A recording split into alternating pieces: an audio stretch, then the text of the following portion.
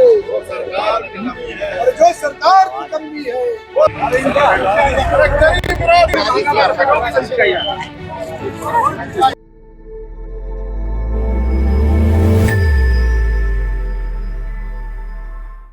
देखिए 10 दिनों के अंदर में लगभग 8 रुपए पेट्रोल और डीजल की कीमतें बढ़ गई।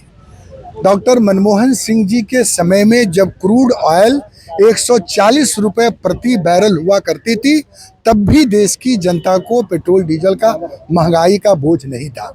विकसित भारत के 12 वर्षों में 50, 60, 70 रुपए क्रूड ऑयल थे, तब भी जो है वो दाम बढ़ते रहे, और आज भी 140 रुपए प्रति बैरल नहीं है, फिर भी देश को महंगाई से जूझना पड़ रहा है। पेट्रोल डीजल की कीमतें बढ़ रही है और पूरा देश जानता है कि जब जब पेट्रोल डीजल की कीमतें बढ़ेंगी, हर चीजों की कीमत बढ़ेगी।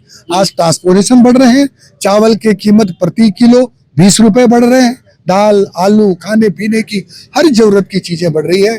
देश ये मानता है कि मोदी है तो दिक्कत है, मोदी है तो महंगाई है, मोदी है तो देश को परेशानी है। वो अपने धुन में चले जा रहे हैं, उनका अपना दुनिया है।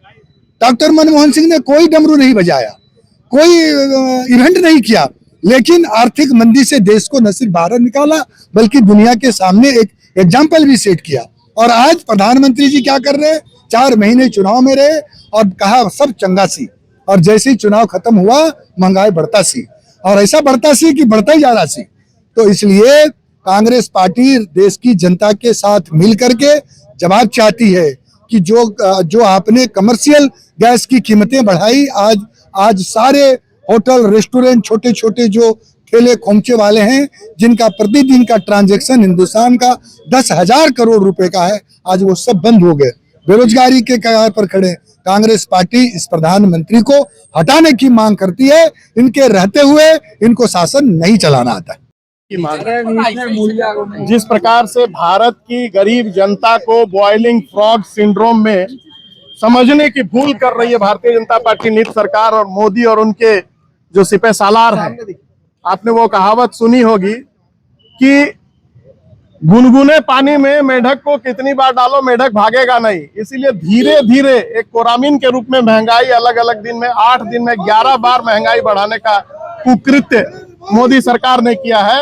इस फैसले के विरोध में कांग्रेस आज सड़कों पर है और ये समय की मांग है।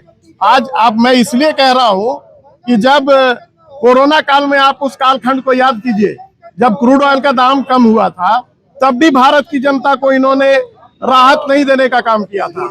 आज मानता हूं कि वैश्विक संकट है, लेकिन जब आप उस समय आपने शेष लगा करके लाखों करोड़ों रुपया जनता के जेब से निकालने का काम किया, तो आज इस विषम परिस्थिति में आपका ये दायित्व तो बनता था कि जन कल्याणकारी फैसला लेकर के महंगाई पर नियंत्रण लगाया जाए।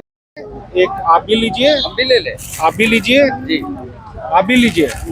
ये कारण क्या है? मेलोडी आप लोग बांट रहे हैं, खिला के क्या कहना लीजिए, आप भी खाइए, मेलोडी खाइए। क्यों बांट रहे हैं? आज देखिए, प्रधानमंत्री जी इटली जाके मेलोडी खिला रहे हैं।